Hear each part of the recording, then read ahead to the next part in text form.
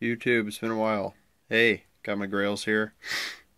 2000 infrared 6, black infrared, technically deep infrared. It's a retro plus colorway for whatever reason. Even though it's almost straight up OG.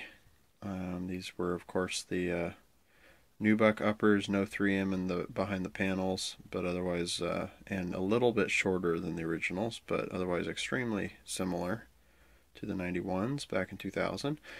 And just like the 91s, these have a tendency to crumble. So what we have here is the shell of the upper, this MIDSOLE footboard. About half or most of the foam is gone, and there's the airbags falling out. Just kind of funny to have.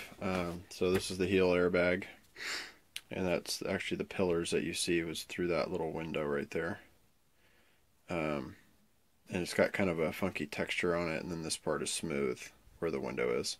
And then this is the 4-foot air that was in there. So they're fully intact, obviously full of air. They're a little soft for sure for being old, but this is the donor, Flight Club 91. The nice thing about this donor is that it uses Phylon instead of this horrible polyurethane that they should have given up on years before these were made.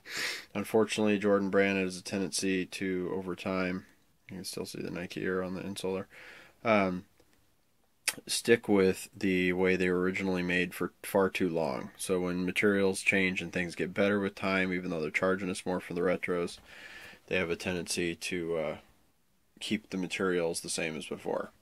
So I'll end up having to probably knife off some of this. I might use a little bit of heat to remove it just along the actual seam edge, but I gotta be really careful with the uppers to not burn them. And an X-Acto knife will probably, a pretty sharp one, will probably do probably as good or better job than a heat gun. So that's kind of the least of my worries right now. I'll get there eventually. This Flight Club 91, after literally about 2.5 hours just to get the upper off. That is what's left of it. Footboard is gone, and you literally see through it right there. Yeah, it's, as my friend calls it, this is like asshole glue. It's really hard glue to get this off. Amazingly enough, despite the shoddy paint job, and the fact the soles are already really yellow on these, I bought them that way. This marker that they wrote the number 23 on is like indestructible apparently, because that took tons of heat and didn't melt away. So a couple things in getting into the cadaver here. I've already started the removal of the sole. Again, this is going to take a long time. This glue is just really challenging to work with, and you can't use too much heat or you will melt the foam.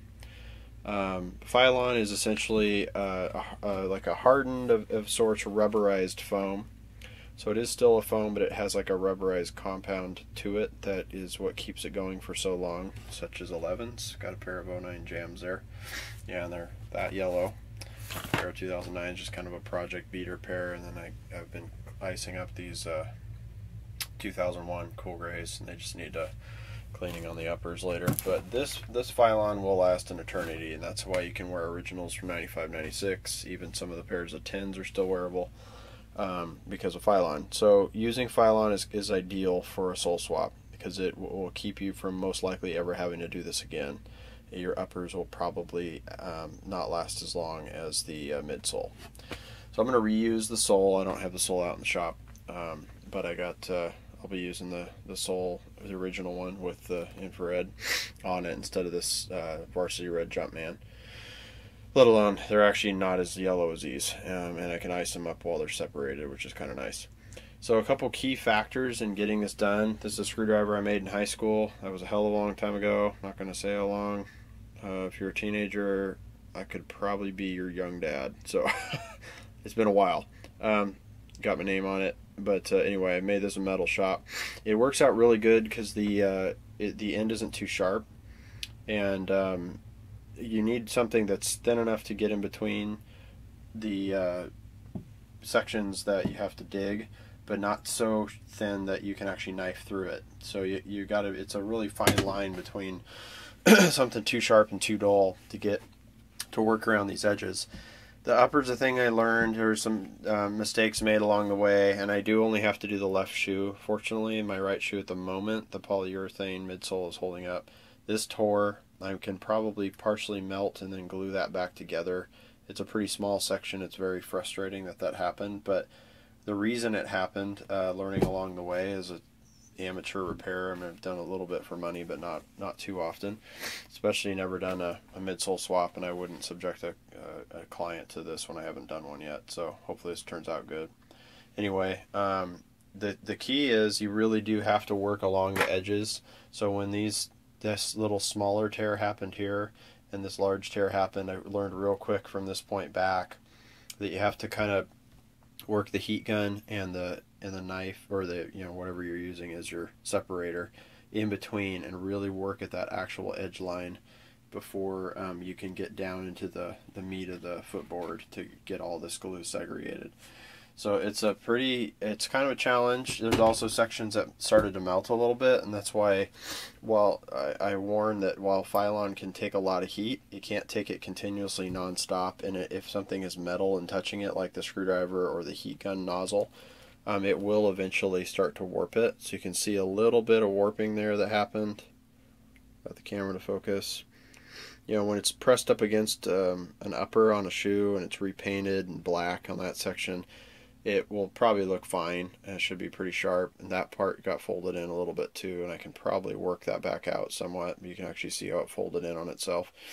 That section was a bitch to do. It was really hard because of this, the way this is double wrapped back here. It's got this weird vinyl over top of this foam on the upper, and that section right there is right where that folding happened, and it was really hard to judge the right amount of heat and the right amount of force of the screwdriver to get that separated. The heel was the hardest part of the whole shoe, I would say. That and just the skinny parts of these uppers on the edges, but that heel was really tough to get done. I had to do that on a completely separate day, and I worked it from like here to here, and then had to do just this section tonight. So anyway, video's long, I understand, but you know, there's a lot of people out there that are interested in what it takes to do a midsole swap. The nice thing about this pair too is it has the white pillars, so it's more original that way. And to show you again what I mean when I'm talking about working along the edges, I started working at this edge right here. So just kind of started with it at the top with the screwdriver, like so, and then just kept heating it until it finally sinks down. I'd really need like a cameraman to show you how it's done. The heat gun I use has a low and a high setting. It's a Wagner. It was like 30 bucks. I actually bought this for car repair reasons, but it melted some plastic right there on the nozzle when I set it down on this plastic bag over here. Just nuked a hole right through it. But takes nothing. But the low setting seems to be the right temperature. I'm afraid to do high. I think it would really possibly damage the foam of the midsole.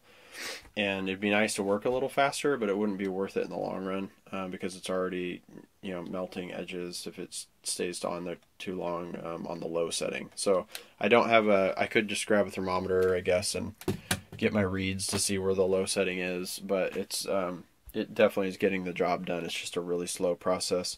I'm sure guys that do this all the time probably have a few tricks and tips and things that they use that are a little different than what I'm doing. Maybe they go about it with a wider blade, or they just know to kind of work all the edges first and then dig in the middle. Temperature settings on their heat gun, maybe different nozzles. You know, mine's just kind of a blunt nozzle. They might have some that are a little bit, you know, more like cone shaped and really direct the heat a little better. I'm not sure, but I know it'll get done eventually, and you know, they're my holiest grail. I do have a pair of originals too from '91.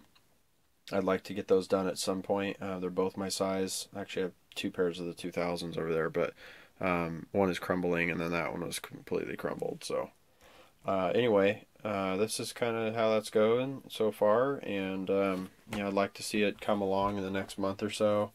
I need to figure out what kind of glue to use next. It's going to work best. I know a lot of people say barge cement, but I want something that will last for sure and does a really good job on it. And I know what some of the I want to find out what some of these guys that are doing it for a living are doing. And I have my favorite glue that I've been using for a lot of re-glues, even on 11s, around the edges, things like that. I haven't had to do that to these, but toe caps, things of that nature. So anyway, that's the going rate so far. As far as on my foot, we're rocking Thunder Force today. Nothing crazy, but man, I do love this shoe. I was super jacked, thrilled to get these on release date in the morning right before Christmas a couple years back. And you know, I feel like a lot of people got them and then kind of played them out like they weren't what everybody wanted them to be. They're every bit as nice as a 2006 pair, which is so rare to say anymore for a modern retro. And you know, I've worn mine several times. They're holding up pretty good. I mean, I'm on my feet quite a bit when I wear them usually, and they're just, I'm barely seeing a little bit of star loss on the very edge of the toe, and other than that, they're in sharp shape. And yeah, that's about it. Thanks for watching, and thanks for subscribing. I'm going to try to get some videos up a little more frequently so that these don't get so long like this one, but a lot to cover in one video. But at least get you an understanding of what it takes to do this. And man, you got to buckle down and be ready to take some time. Dig at it. Your hands are going to hurt. They're going to get burned. You can wear UGG gloves and different things. I haven't bought any yet, but I'm doing fine barehanded. In fact, I melted the tips off of a pair of the brand new gloves. It started melting away the fingertips right off of them, so I stopped using them. But yeah, it's getting done. It's just going to take a lot of sessions, and hopefully the end result will be worth it. And then, you know, I got to clean that guy up and then get these completely segregated and then start working on the glue process to get it all back together after everything's cleaned, and then obviously do a repaint probably at the end. And that's that. All right, thanks. Rate, comment, subscribe. Keep it positive. Rock your kicks. Have a good one.